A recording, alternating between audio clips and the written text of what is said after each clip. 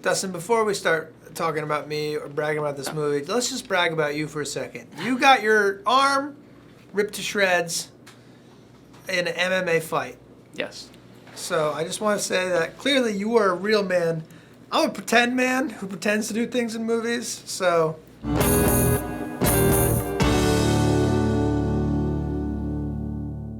I was in the military a long time ago, and I always had superiors that kind of developed a father figure relationship with me. It kind of seems like you start out with that, where it's business, and then that relationship is developed. But is that something, so far as you approach your characters' relationships with each other, that you always felt like you were kind of a father figure to him once he lost his brother? Dude, that's a great question. I think that wasn't immediate, I think, like there was a language, as in the military, there was a sort of, I look you in the eye, you look me in the eye, we've both been through the same sort of training, we both understand what we have to do in a moment of engagement and all of that. That's all inherent. When, Stacker finds himself, being cut off by the Federation and has to sit here and go, right, I'm going to man these soldiers myself, he has to go back to those he knows is going to do the job. He goes back to him. And I think when he looks at Charlie's character in the eye, there is an immediate sense of, listen, man, you know what I mean? You've had a loss, you know what I mean? I'm your family. Like no matter what you're doing right now, if you look at me, you and I have a lot in common here, and we've got a purpose, and we trained for it. That storyline emerges with the Stacker character. Like he becomes a father figure for you, and it's actually a great observation.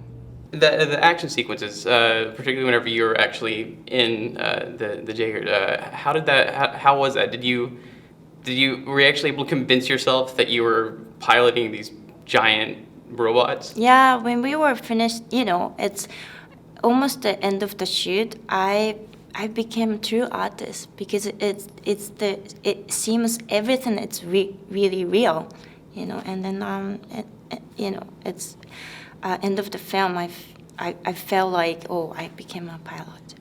The way I looked at this film, essentially, like after everybody punches people in the face and hurts them with robots and all that other fun stuff, like you're essentially the hero of the entire film. Hey man, I'm glad you said it, because I can't sit here and say that. But no, you know what? He made a fun movie about how a whole group of people come together, and they're all the heroes of the film. Certainly my character is a hero of the film, and so is Charlie Hunnam and Idris Elba, and he's made this great story about how this ragtag group of people come together to save the day. It's almost like the Bad News Bears of action movies. Right? Yeah. No, I didn't think about that. Yeah. Yes. And as far as your part in the film, it's you almost kind of deal with the horror story aspect of it. It's true. And it almost seems kind of like Independence Day, where you're Brent Spiner, crazy scientist with the long hair. He's dealing with, yeah. I forgot about that guy. And much better for you. But is that something that you saw in you're dealing with gross brains and right. The weird monsters, like hands-on. That's true. Well, you know what? I think he needed an everyman in the movie. There's so many heroes and tough guys that he needed that sort of man on the street element, and that horror film element, and that Jurassic Park element of the guy who might potentially get eaten, and how he squirms his way out of that scenario. I'm going to ask you what everyone else has asked you probably. How do you get cast in a Guillermo del Toro film? Auditioning, and I heard a rumor he was looking for Japanese for the role, and then I emailed Alejandro, which is Babel's directors. Right. And then I emailed him and then put me in touch to him. And then I went to Toronto when we were rehearsing for his other film. And then I met him, and then, yeah, it was the auditioning. Right. Sorry. Long story. So how was the process of actually working with him? He's a very hands-on director. How was he on set? It was great. He is true artist, and he has a really dry sense of humor, and then like I loved working with him. The drift. Two pilots melding memories with the body of a machine. The deeper the bond, the better you fight. To be a Jaeger pilot, you neurologically connect with the machine. So your brain and the machine, the computer of the machine, are completely connected. So if a pilot throws a punch, the machine throws a punch. But the machines are so vast that it requires two co-pilots to be operating the computer of the machine simultaneously.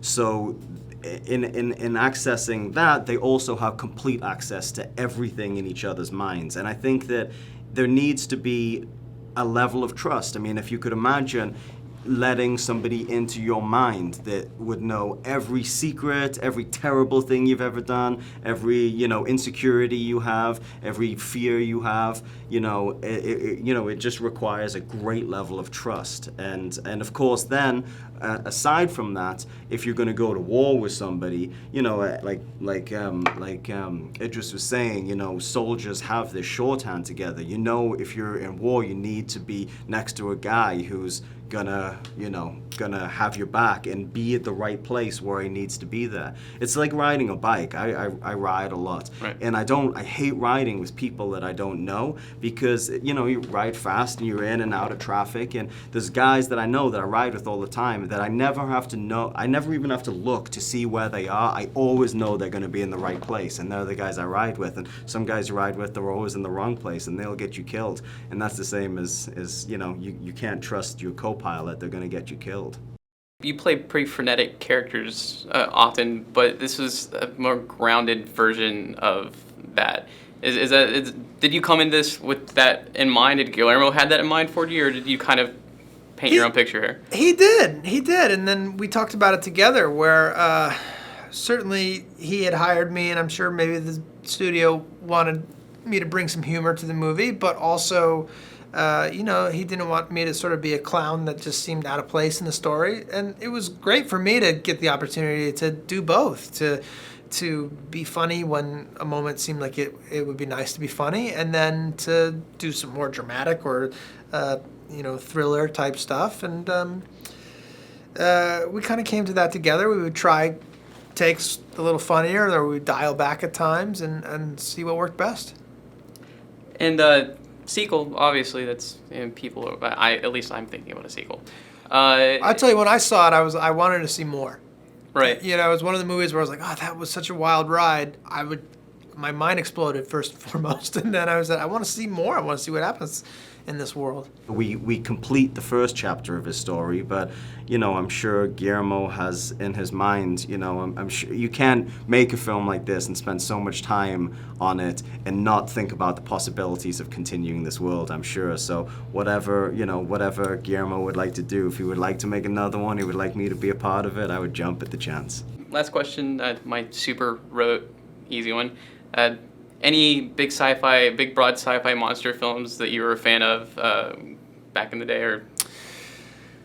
All my favorite large, giant movies were Spielberg's early movies. Jaws is probably my favorite monster movie, even though it's not a monster, but it's a monstrous shark. That counts. I think it counts. And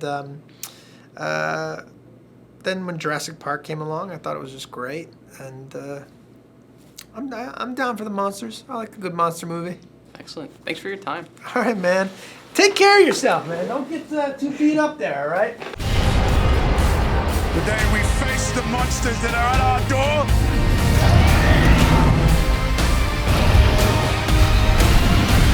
Today we are canceling the apocalypse.